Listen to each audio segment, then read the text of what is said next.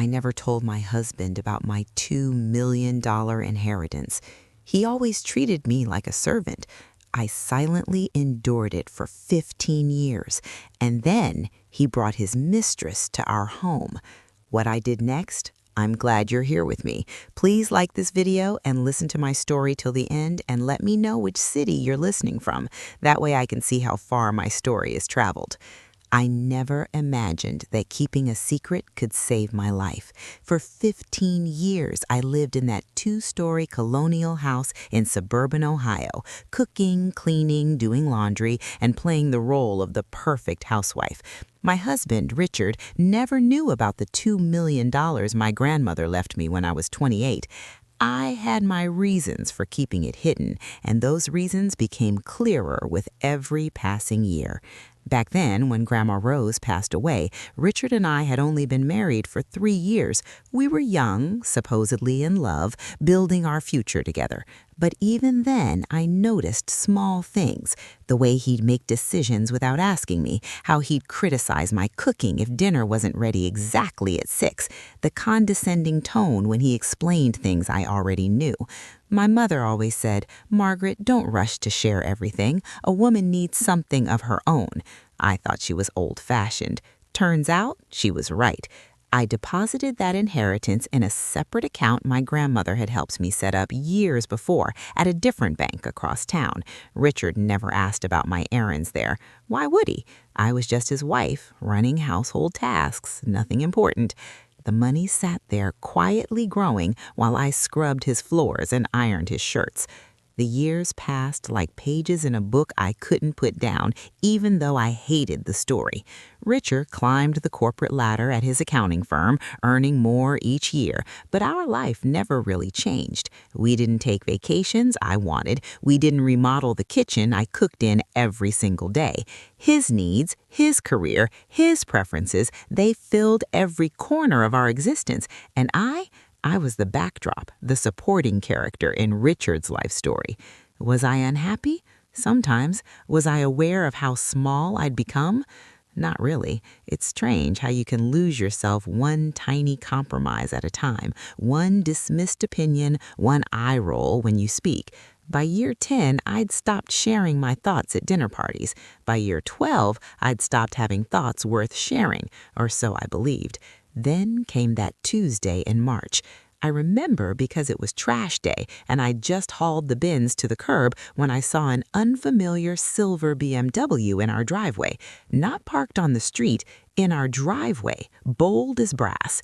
I walked back into the house through the kitchen door, wiping my hands on my apron, expecting maybe a colleague of Richard's dropping by unexpectedly. What I found instead rewrote everything.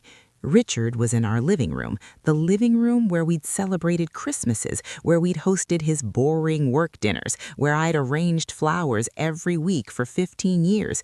He was there with a woman I'd never seen before. She was younger, maybe 40, with carefully highlighted hair and a burgundy dress that cost more than my entire wardrobe. They weren't just talking, they were standing close. Too close, and Richard had his hand on her waist in a way he hadn't touched me in years. The intimacy of it, the casual ownership in that gesture, it told me everything I needed to know. This wasn't new. This wasn't a mistake. This was established, comfortable, real. I must have made a sound because they both turned. The woman had the decency to look startled. Richard looked annoyed. Not guilty, not apologetic. Annoyed that I'd interrupted. "Margaret," he said, his voice carrying that familiar edge of impatience. "This is Vanessa. We have some business matters to discuss. Could you make us some coffee?" Could I make them coffee in my house after walking in on my husband with another woman? He wanted me to serve them refreshments. The world tilted sideways for a moment. 15 years of small humiliations crystallized into one perfect sharp point of clarity. I looked at Vanessa, who was now smiling, actually smiling, with a mixture of pity and triumph in her eyes. I looked at Richard, who was already turning back to her, dismissing me, and I thought about the $2 million sitting in that account across town, the money he knew nothing about, the secret that was about to become my weapon. Of course, I heard myself say, my voice steady and distant. I'll put the coffee on right away. I walked to the kitchen, my hands trembling only slightly, and began to plan. I stood in the kitchen measuring coffee grounds with mechanical precision while my mind raced through 15 years of marriage like flipping through a photo album that suddenly made horrible sense. How long had this been going on? Months? Years? And how many times had I been this blind, this trusting, this pathetically domestic? The coffee maker gurgled to life, and I gripped the counter, forcing myself to breathe. Through the doorway, I could hear their voices, low, intimate, punctuated by Vanessa's laugh. That laugh, light and carefree, the sound of a woman who wasn't expected to clean up after herself or worry about whether the pot roast would be dry. What had I lost? The question hammered through my shock. I'd lost my career. I'd been a promising accountant once before. Richard convinced me we didn't need two people chasing promotions. And wouldn't it be better if someone managed the home properly? I'd lost my friends gradually, as Richard found reasons why we couldn't attend their gatherings or why my book club night conflicted with his networking dinners. I'd lost my identity piece by piece until I was just Richard's wife. The woman who kept his house and asked for nothing. And what had Richard lost?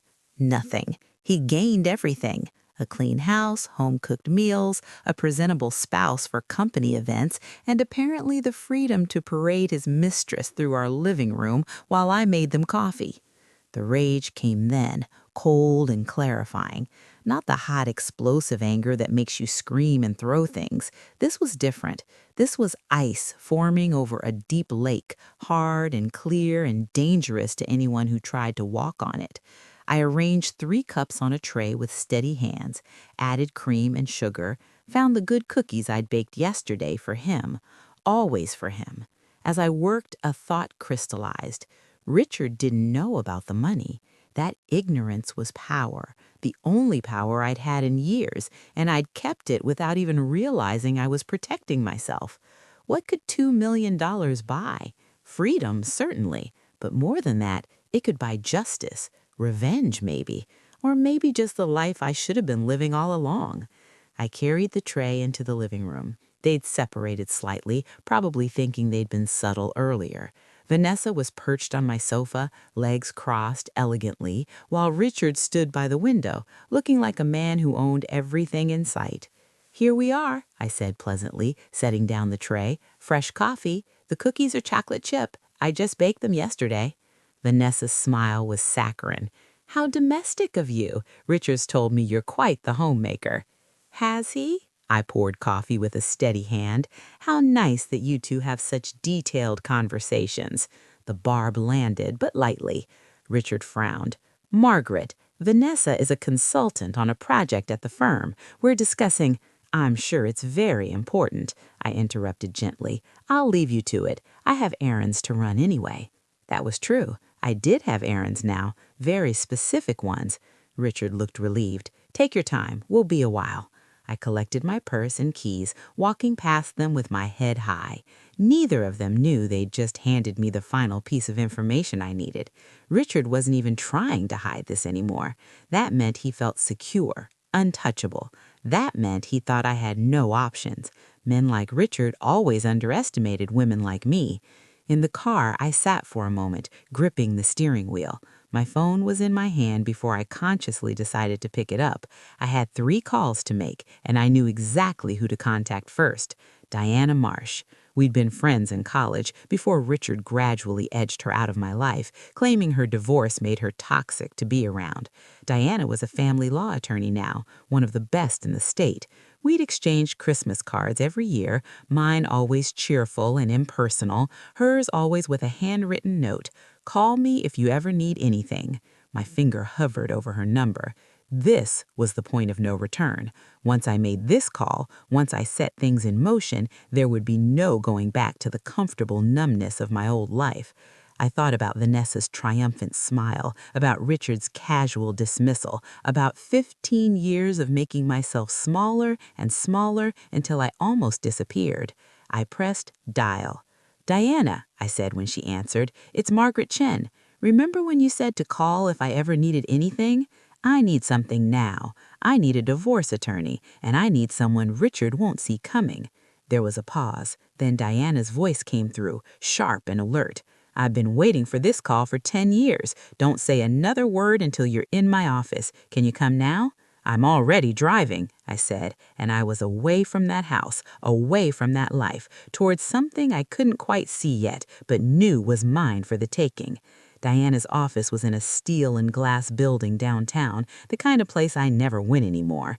As I rode the elevator to the 12th floor, I caught my reflection in the polished doors, a 63-year-old woman in a plain cardigan and comfortable shoes, clutching a worn purse.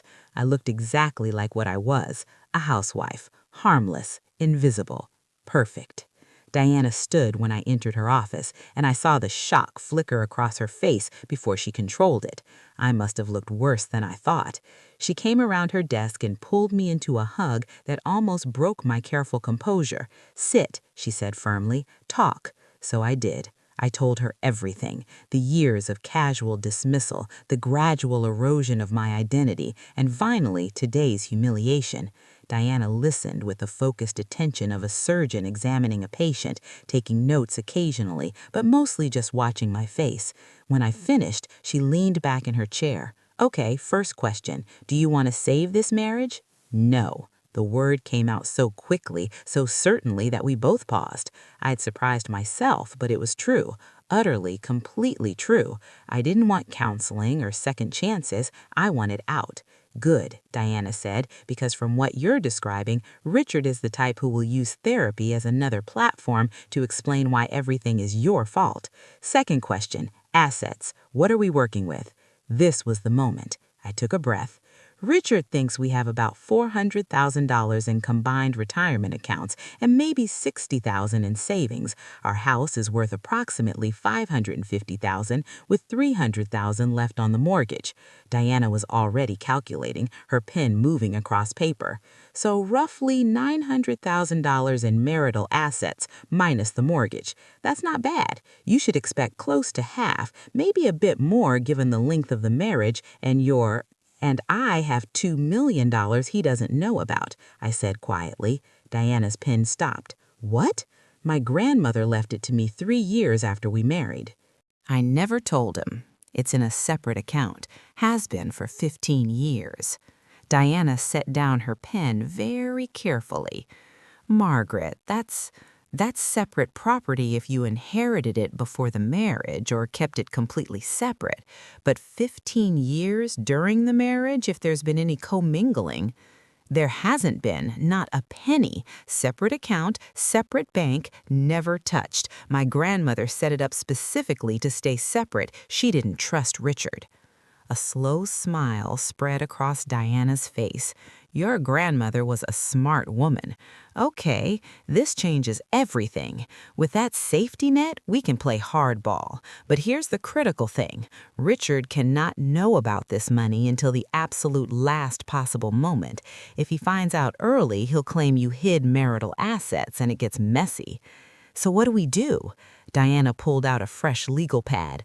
"We document everything, every instance of infidelity you can prove, every asset he might be hiding, every penny he spent on Vanessa.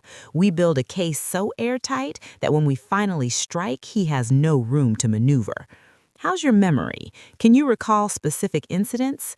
I thought about 15 years of keeping my mouth shut, of noticing everything and saying nothing. Yes, I can recall. "Start talking. Dates, times, details, everything." We worked for 3 hours. Diana's assistant brought us coffee and sandwiches, which I barely touched. I talked until my throat was raw, pulling up memories I'd buried, expensive gifts that appeared and disappeared, unexplained late nights, credit card charges to restaurants I'd never been to. Diana's face grew grimmer with each detail. "He's been careful," she said finally, "but not careful enough. Men like Richard get cocky. They think their wives aren't paying attention. But you were paying attention, weren't you, Margaret?" "Always," I said. "I just didn't know what I was going to do with the information." Here's what happens next, Diana said. You go home, you act normal, you play the perfect wife. Meanwhile, I'm going to hire a private investigator, the best one I know. We're going to document every interaction Richard has with Vanessa, every hotel visit, every dinner, every gift. Ohio is a no-fault divorce state, but infidelity still matters for spousal support and asset division, especially when there's financial component. Financial component. If he's spending marital money on her, and I guarantee he is, that's dissipation of marital assets. We can claim that money back in the settlement. The predatory gleam in Diana's eyes matched something awakening inside me. This wasn't just about escaping anymore. This was about making Richard understand that actions have consequences. How long will this take? I asked, gathering evidence. 4 to 6 weeks. We need a pattern, not just one incident. Can you handle being in that house for 6 more weeks? I thought about my grandmother's money sitting safe in secret, about the future I was building with every minute in this office. I can handle anything for 6 weeks. Good, because here's the thing, Margaret. Richard is going to realize something's changed. You're going to seem different, even if you're trying to hide it. People always do once they've made the decision to leave. He might get suspicious. Let him, I said. Suspicious isn't the same as knowing. Diana smiled. I'm going to enjoy this case. Now, let's talk about what you do if he confronts you. As she outlined strategies and contingencies, I felt something I hadn't felt in 15 years. Powerful. Not because I was going to hurt Richard, though I wouldn't pretend that didn't bring some satisfaction, but because I was taking control of my own life again. I was done being invisible. The next 2 weeks passed in a strange double reality.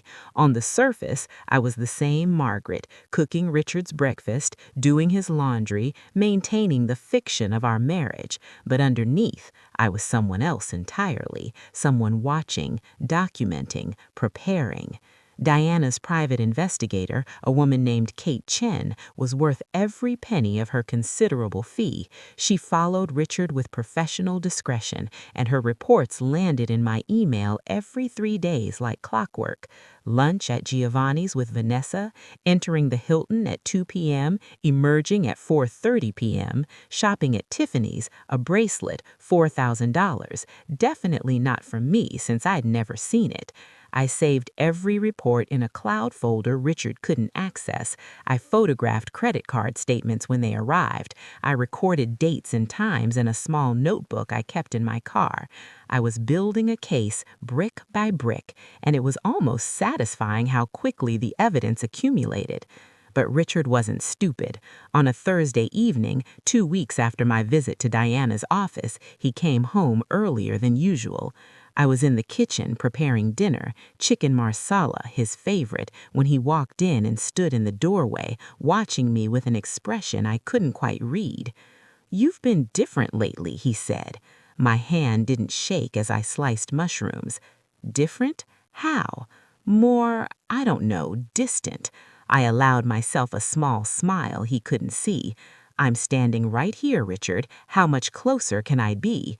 "That's not what I mean." He moved into the kitchen, and I felt his presence behind me. Too close. "You went out that day when Vanessa was here. Where did you go?" "Errands," I said, rinsing the mushrooms. "The dry cleaners, the grocery store, the pharmacy, the usual places." "For 4 hours." So he'd been tracking my time. Interesting. "I had lunch with an old friend. Is that a problem?"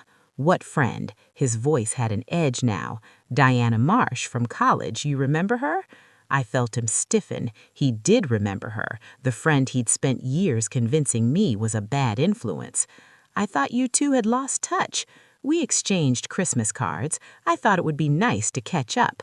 I turned to face him, knife still in hand, expression mild. "Is there a reason I shouldn't have a lunch with an old friend, Richard?" His eyes narrowed, calculating. He was trying to decide if I knew something, if I suspected something. The old Margaret would have rushed to reassure him, to smooth over his concerns. The new Margaret just looked at him calmly and waited. Of course not, he said finally. I was just surprised, that's all. You don't usually go out. Maybe I should go out more often, I said lightly. It was nice to have adult conversation for a change. That struck a nerve. His face hardened. What's that supposed to mean? Nothing, just an observation. I turned back to my cooking. Dinner will be ready in 20 minutes. He didn't move for a long moment, and I could feel his anger building like a pressure system before a storm. Then he left the kitchen without another word, his footsteps heavy on the stairs. That night, he didn't eat the dinner I'd prepared.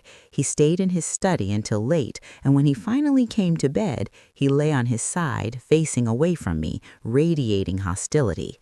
The next day, Vanessa called. I answered the house phone. Richard was at work and heard her voice honeyed and false. "Margaret, it's Vanessa from Richard's firm." "I remember," I said pleasantly. "I wanted to apologize if my visit made you uncomfortable. Richard explained that you can be sensitive about his professional relationships." The manipulation was so transparent it was almost insulting. She was testing me, trying to see if I'd accepted Richard's narrative that I was the problem. "How thoughtful of you to call," I said, though I wasn't uncomfortable at all. "Why would I be? Please feel free to visit any time. I'll make sure to have coffee ready." There was a pause. She hadn't expected that response. "Oh, well, that's very understanding of you." "I'm a very understanding person," I said. "Richard can confirm that. Have a wonderful day, Vanessa." I hung up before she could respond and allowed myself a moment of satisfaction. They were rattled. Good. But that evening, Richard came home with a new strategy. He was charming at dinner, complimentary about the food, asking about my day in a way he hadn't in years. The sudden attention was jarring, calculated. He was trying to lull me back into complacency, to convince me that nothing had changed. "I've been thinking," he said over dessert, "we should take a vacation, just the two of us. Maybe that cruise you mentioned wanting to take." I'd mentioned wanting to cruise to Alaska 7 years ago. He'd said it was a waste of money. "That's a lovely thought," I said carefully. "When were you thinking?" "Next month. I could arrange some time off." Next month, right when Diana expected to have all the evidence compiled, right when I was planning to file for divorce. The timing was too perfect to be coincidence. "Let me check my calendar," I said, knowing I'd find a polite way to decline. "That's very sweet of you to suggest it, Richard." He reached across the table and took my hand, his grip just slightly too tight. "I know I haven't always been attentive, but you're my wife, Margaret. That means something to me." I looked into his eyes and saw calculation, not affection. He suspected something, and this was his way of keeping me close, of monitoring me. Or maybe, and this thought chilled me, he was planning something. A vacation could be an opportunity to make me look unstable, to set some narrative that would favor him in a divorce. "It means something to me, too," I lied smoothly. "Let me think about it." That night, I emailed Diana. "He knows something's different," suggesting vacation next month. "Advice?" Her response came within an hour. "Don't go, make excuses, and Margaret, be careful. Cornered men do unpredictable things. If you ever feel unsafe, you call me immediately, day or night." I looked at those words for a long time. If you ever feel unsafe. Was I unsafe? Richard had never been physically violent, but there was violence in contempt, in dismissal, in parading another woman through your home. I realized I didn't actually know what Richard was capable of when threatened. For the first time since starting this process, I felt a flicker of genuine fear. I took the next day off from my volunteer work at the library, a small rebellion Richard probably wouldn't even notice, and drove to a bank in the next town over. I withdrew $10,000 in cash from my grandmother's account and hid it in a safety deposit box Diana had helped me rent, emergency money in case I needed to leave quickly. Then I went home, made dinner, and smiled at my husband across the table. Just 3 more weeks of evidence gathering. I could last 3 more weeks. I had to. The gifts started arriving 3 days later. First, it was flowers, 24 red roses delivered to the house with a card in Richard's handwriting, "To my beautiful wife." I arranged them in a vase and said nothing. The next day, a jewelry box appeared on my pillow. Inside was a pearl necklace, delicate and expensive, the kind of thing I might have treasured 15 years ago. Now it just looked like guilt or strategy. "Do you like them?" Richard asked that evening, gesturing to the pearls I'd left in their box on the dresser. "They're lovely," I said neutrally. "What's the occasion? Do I need an occasion to give my wife a gift?" He smiled, but it didn't reach his eyes. He was watching me carefully, gauging my reaction. "I suppose not," I said. "Thank you, Richard." He frowned slightly. I could see he'd expected more enthusiasm, more gratitude, more of the old Margaret who would have been thrilled by this attention. When I simply returned to folding laundry, he left the room with barely concealed frustration. The courtship continued throughout the week. Compliments at breakfast, suggestions of date nights, an expensive dinner reservation at the French restaurant I'd mentioned wanting to try years ago. He was trying to buy me back, or at least buy my complacency. Every gesture screamed desperation. Please don't look too closely at what I've been doing, but I was done being managed. On Friday, Vanessa appeared at the house again. This time she rang the doorbell like a proper visitor instead of walking in like she belonged here.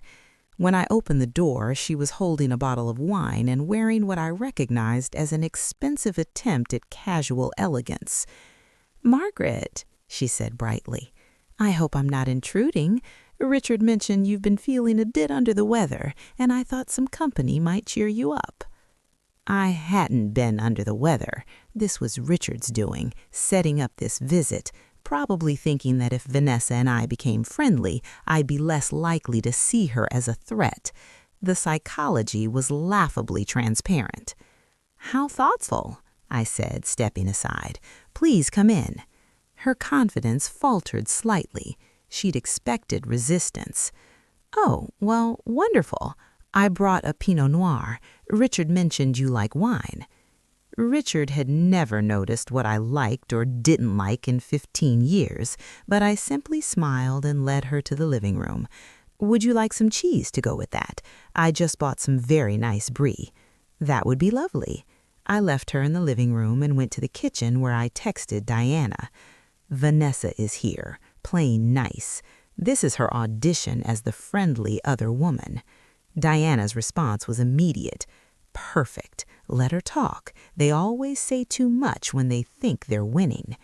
I returned with cheese, crackers, and 2 wine glasses. Vanessa had made herself comfortable on the sofa, and she smiled as I poured. "I have to say, Margaret, you have such a lovely home. Richard is lucky to have someone who keeps things so beautiful." "Thank you," I said, sitting across from her, "though I imagine you have your own home to maintain." A tiny flicker of something crossed her face. "Oh, I'm in a condo. Much easier. No yard work. No constant upkeep. Very modern and convenient." "How sensible," I said. "And you work with Richard at the firm?"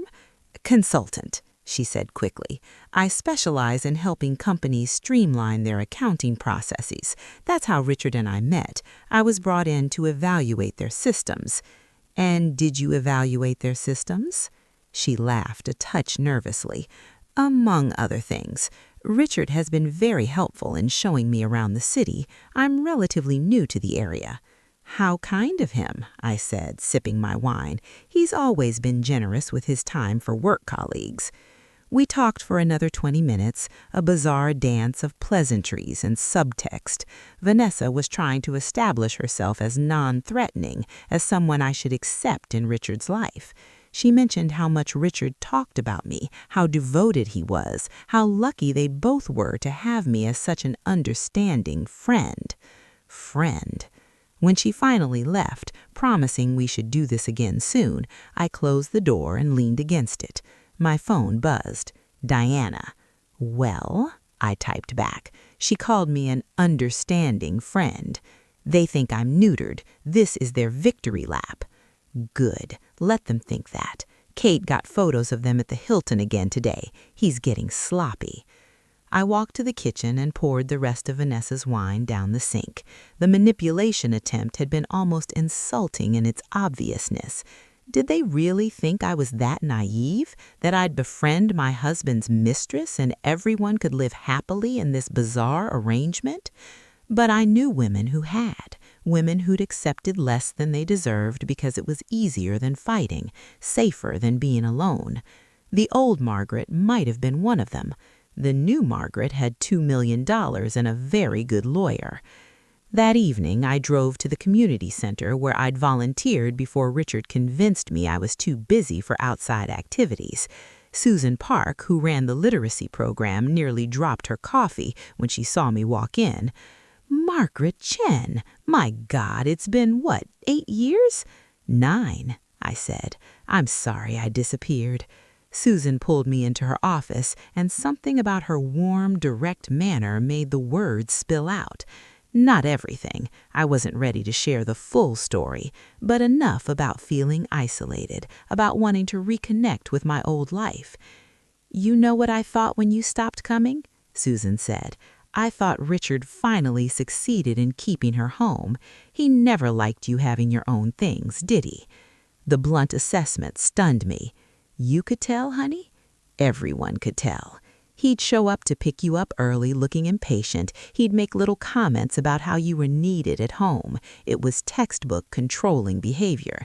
But you can't save someone who isn't ready to leave. "I'm ready now," I said quietly. Susan studied me for a long moment, then squeezed my hand.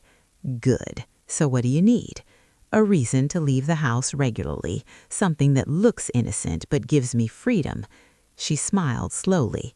"The literacy program meets Tuesday and Thursday evenings, 6 to 8 p.m. We'd love to have you back. And if you happen to have other appointments before or after those meetings, well, that's your business, isn't it?" I felt something loosen in my chest, the relief of having an ally, someone who saw me clearly and didn't judge me for taking so long to act. "Thank you," I said. "Don't thank me yet. Wait until you meet our new students. They're going to work you hard." She paused. "Margaret, whatever you're planning, be careful. Men like Richard don't like losing control." "I'm being very careful," I assured her. But as I drove home, I wondered if careful was enough. Richard and Vanessa had shown their hand today. They wanted me docile, compliant, willing to look the other way. And when I inevitably wasn't, what would they do then? They came together on a Sunday. Afternoon, 3 weeks after I'd started gathering evidence, I was in the garden pruning roses, one of the few activities Richard never interfered with because he considered it beneath his notice. When I heard the car in the driveway, Richard and Vanessa emerged together, and there was something different about them today. They weren't trying to hide anymore. They walked up the path side by side, Richard's hand briefly touching her back, a gesture of casual ownership that told me everything about where this was headed. "Margaret," Richard called out, his tone falsely cheerful. "Come inside. We need to talk." A command, not a request. I set down my pruning shears carefully, removed my gardening gloves, and followed them into my own house. They were already in the living room, sitting together on the sofa like a united front. Richard gestured to the armchair opposite, the position of someone being summoned for a meeting. I remained standing. "We've been doing a lot of thinking," Richard began, "and we've come to share something important with you, something we hope you'll understand." I said nothing, just waited. Vanessa took his hand, a gesture so theatrical I almost laughed. "Margaret, I want you to know that neither of us planned for this to happen," Richard began, "and I tried to fight our feelings, but sometimes love is bigger than social conventions." Love. She was calling it love. "Richard and I want to be together," she continued, her voice dripping with false compassion. "But we also respect you and everything you've built here. We don't want anyone to be hurt unnecessarily." "How considerate," I said flatly. Richard leaned forward. Margaret, you're a good woman. You've been a good wife, but we both know our marriage has been stale for years. We've grown apart. This doesn't have to be ugly or difficult. We can handle this like mature adults." "Handle what exactly?" I asked. "A divorce," he said.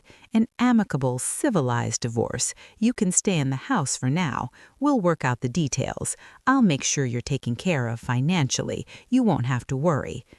"How generous," I said. Vanessa jumped in again. "We could even stay friends, Margaret. I know that might sound strange, but I've grown quite fond of you. You're such a gracious woman. I'd hate for this to create unnecessary hostility." The audacity was breathtaking. They were asking me to step aside gracefully, to make their affair easy for them, to prioritize their comfort over my own dignity. "And if I don't agree to this amicable arrangement?" I asked. Richard's expression hardened. "Then things could get complicated, difficult, lawyers, drawn-out proceedings, public embarrassment. You really want everyone at the church, at your volunteer organizations, knowing your personal business, knowing your husband left you?"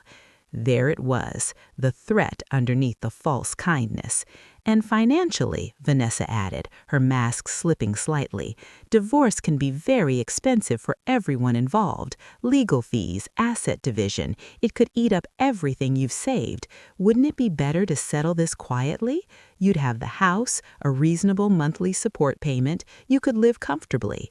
They'd already discussed this, planned it, probably with a lawyer of their own.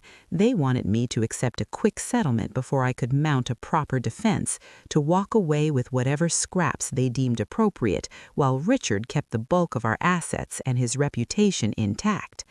I looked at them, Richard with his entitled smirk, Vanessa with her calculated sympathy, and felt something cold and powerful settle over me like armor. "No," I said simply. Richard blinked. "No, no, I won't make this easy for you. No, I won't step aside gracefully. No, I won't accept whatever arrangement you've decided is fair." I smiled, and I saw both of them flinch slightly. "If you want a divorce, Richard, you can have one, but it will be on my terms, not yours." He stood, anger replacing the false pleasantness. "Margaret, don't be stupid about this. You have no idea what you're dealing with. I know every asset we have, every account, every investment. I've been managing our finances for 15 years. You think you can challenge me? You don't even know what we're worth." "Don't I said softly. Something in my tone made him pause. Vanessa was watching me now with narrowed eyes, her friendly mask completely gone. "What have you done?" Richard demanded. "Nothing yet," I said, "but I will. You want a war, Richard? You'll get one, and when it's over, you'll wish you'd treated me better for the last 15 years. You're threatening me?" He stepped closer, using his height to try to intimidate me. "You think you can threaten me? I'll destroy you in court. I'll prove you're unstable, vindictive. I'll make sure you get nothing." "Get out of my house," I said clearly. "This is my house," he shouted. "Actually," I said, "it's marital property, which means half of it is mine, and right now I'm asking you to leave. Or should I call the police and tell them you're harassing me?" Vanessa grabbed his arm. "Richard, let's go. This isn't productive." But he was too angry now, too shocked that I'd stood up to him. "You'll regret this, Margaret. I gave you an easy way out and you threw it back in my face. Fine, we do this the hard way, but don't come crying to me when you're living in some shitty apartment because you couldn't afford a decent lawyer." He stormed out, Vanessa hurrying after him. I watched through the window as they got in the car, Richard gesticulating angrily while Vanessa tried to calm him down. They drove off with a screech of tires that probably left marks on the driveway. I stood in my silent house, my heart pounding, my hands shaking now that the confrontation was over. They'd meant to intimidate me into submission, and instead, I'd declared war. The fear came then, real and visceral. Richard was right that he knew our finances. He had connections, resources, 15 years of controlling everything. What if I'd miscalculated? What if my $2 million wasn't enough? What if... Number. I took out my phone and called Diana. "They came to the house," I said when she answered. Richard and Vanessa together. They demanded an amicable divorce on their terms. I said no. Good, Diana said firmly. How did they react?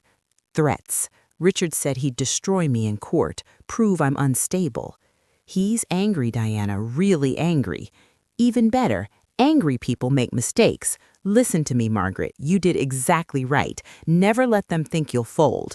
We have 3 weeks of evidence now, and it's damning. Kate photographed them checking into the Hilton 6 times, eating at expensive restaurants, shopping together. He spent over $30,000 of marital funds on this affair. 30,000? I felt sick. 30,000? We can prove probably more. And here's the beautiful part. Every dollar he spent on Vanessa is a dollar he has to pay back in the settlement. We're going to file next week. We have everything we need. Next week? My voice shook. But you said... I said 4 to 6 weeks, and we're at 3, but Richard just showed his hand. He's planning to file first, probably tomorrow morning, to get ahead of you. We need to beat him to it. Can you come to my office tomorrow at 9 a.m.? Yes, I said. Bring everything. Every document, every bank statement, every piece of information you have. We're going scorched earth, Margaret. By the time we're done, Richard is going to regret every casual cruelty, every dismissal, every time he made you feel small. After we hung up, I walked through the house slowly, looking at 15 years of my life. The photos on the walls showing a marriage that had died years ago. The furniture I'd chosen, trying to make this place a home. The kitchen where I'd cooked thousands of meals for a man who'd never once thanked me. Tomorrow, it would all change. I wasn't afraid anymore. I was ready. The courthouse on a Monday morning was busy with the ordinary machinery of justice, people fighting over parking tickets, custody arrangements, small claims. Diana and I had a 9 a.m. appointment with the clerk's office. By 9:15 a.m., my divorce petition was filed. Richard didn't know yet. He was at work, probably planning his own filing, confident that he'd control this process like he'd controlled everything else. But I'd beaten him to it, and the advantage was now mine. He'll be served at his office this afternoon, Diana said as we left the courthouse. I've arranged for a process server who specializes in workplace delivery, maximum visibility. You're enjoying this, I observed. Immensely, she admitted. I've been watching men like Richard destroy women's lives for 20 years. It's deeply satisfying when one of you fights back. My phone rang at 2:47 p.m., Richard's name on the screen. I let it ring through to voicemail. He called again immediately, and again. By the 4th call, I answered. What the hell have you done? His voice was so loud I had to hold the phone away from my ear. I filed for a divorce, Richard. I thought that's what you wanted. Wasn't that what yesterday's visit was about? You had me served at work, at my office. Do you have any idea how humiliating? Everyone saw my partners. Humiliating? I repeated slowly. Like having your mistress in our living room while I made you coffee. Silence. Then, we need to talk now. I'm coming home. I won't be there, I said. I'm staying with a friend for a few days. My attorney will contact yours to arrange property access times. Your attorney? Diana Marsh? That bitter divorcee? Margaret, she's filling your head with poison. My attorney, I continued calmly, will also be sending your attorney documentation of your affair, including photographs, credit card receipts, and a full accounting of the marital funds you've dissipated on Vanessa. We're seeking full reimbursement plus additional compensation. Another silence, longer this time. When he spoke again, his voice had changed, lower, more controlled, dangerous. You've been spying on me. Protecting my interests, there's a difference. You vindictive. I offered you a clean exit and you... I hung up. My hands were shaking, but with adrenaline, not fear. Diana had warned me this call would come, had coached me on staying calm, on saying only what needed to be said. Don't engage, don't defend, don't apologize. The second call came an hour later from an unknown number.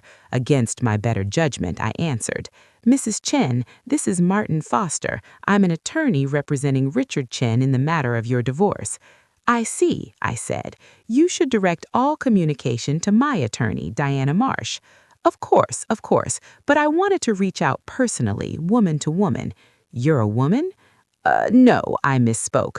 Person to person. I understand emotions are running high, but perhaps we could arrange a meeting to discuss settlement terms before this gets unnecessarily adversarial.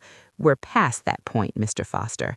Mrs. Chen, I'll be frank. Your attorney is known for being aggressive, hostile even. These cases can drag on for years and cost both parties enormous sums.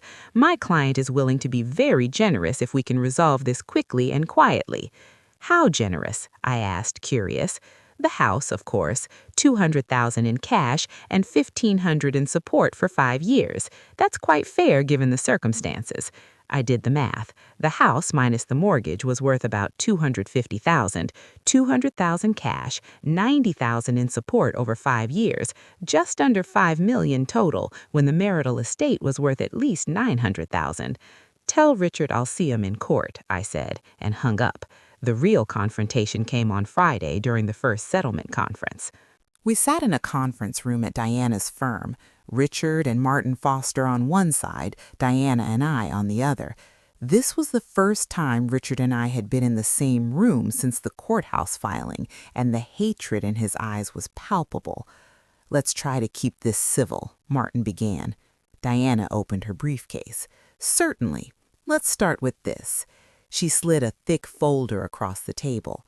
Photographic evidence of Mr. Chen's affair with Vanessa Wright, including dates, times, and locations of their encounters over a 3-month period. Richard's face went white as Martin opened the folder. Page 15, Diana continued conversationally, shows them entering the Hilton downtown on 6 separate occasions. Page 23 details approximately $32,000 in marital funds spent on gifts, meals, and hotel rooms. "This is entrapment," Richard started. "This is evidence," Diana cut him off. "Evidence that will be presented in court if necessary. Evidence that shows Mr. Chen has been conducting an affair for at least 3 months, possibly longer, and dissipating marital assets to support that affair." Martin was scanning the documents, his expression growing grimmer. "Richard, we need to talk privately." "No," Richard said. "No, this is Margaret. Please, we can work this out. I made mistakes. I admit that. But this is... You're destroying everything." "You destroyed it," I said quietly, "years ago. I'm just making it official. You want money? Fine, I'll give you more money. But these pictures, this evidence, if this gets out... Gets out where?" I asked. "To your partners, your clients, everyone who already saw you get served?" He lunged forward, and Diana was on her feet immediately, her voice sharp. "Mr. Chen, sit down now." Martin grabbed his arm, pulling him back. "Richard, for God's sake." "She's been planning this," Richard said, staring at me with something like horror. "This whole time she's been... You were always so quiet, so passive. Where did this come from?" "I learned from the best," I said. "You taught me how to hide what I really think, how to smile while planning my next move. You taught me patience. I'm just using those lessons now." Diana pulled out another folder. "We prepared to offer the following settlement. Mrs. Chen receives the house free and clear, with Mr. Chen assuming the full mortgage, half of all retirement accounts, half of all savings, full reimbursement of the $32,000 dissipated on the affair, plus an additional $50,000 in compensatory damages." Martin was calculating. "That's more than half the estate. It's justice for 15 years of emotional abuse and infidelity," Diana said flatly. "Take it or we go to trial, and I promise you, Mr. Foster, your client's reputation will be in tatters by the time I'm done presenting evidence."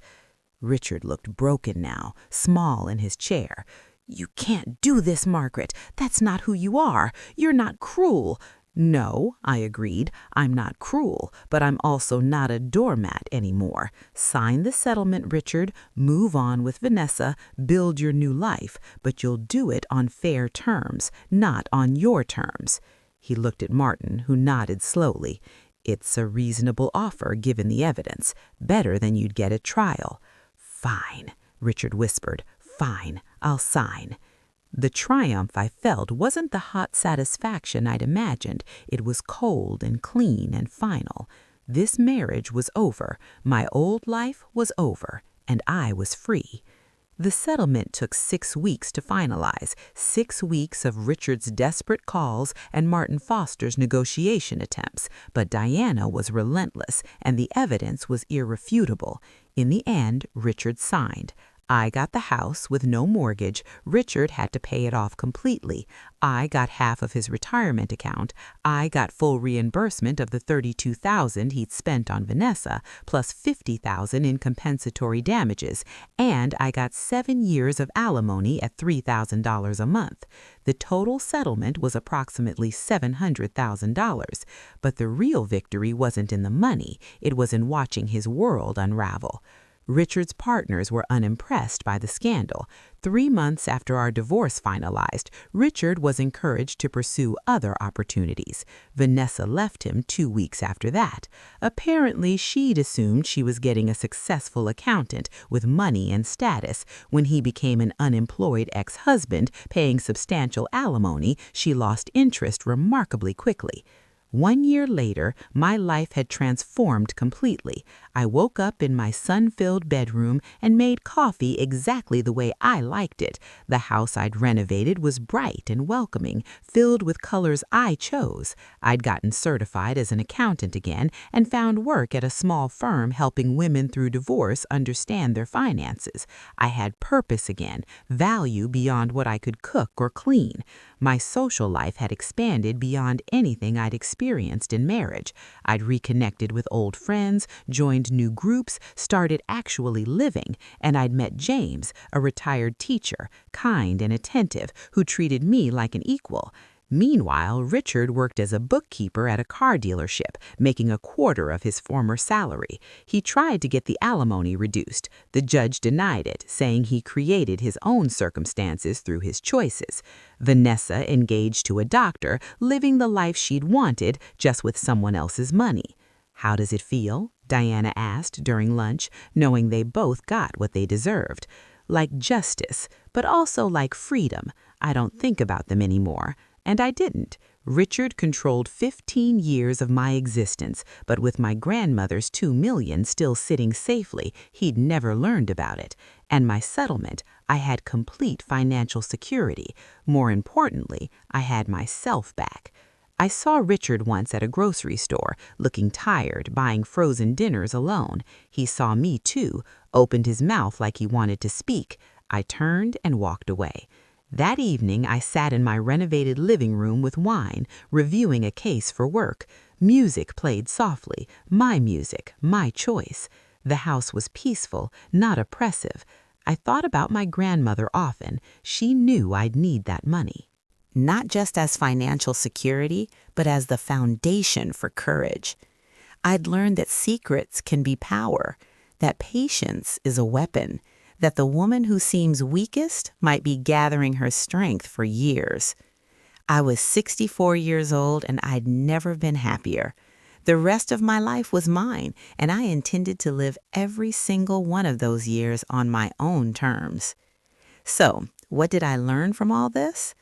That secrets can be power, that patience is a weapon, that the woman who seems weakest might be gathering her strength for years. I learned that you're never too old to start over, never too far gone to reclaim yourself, never too broken to rebuild. But mostly I learned this: the people who dismiss you, who take you for granted, who treat you like you don't matter, they're making a dangerous mistake, because one day you'll stop accepting their version of your story and start writing your own. What would you have done in my place? Thank you for listening.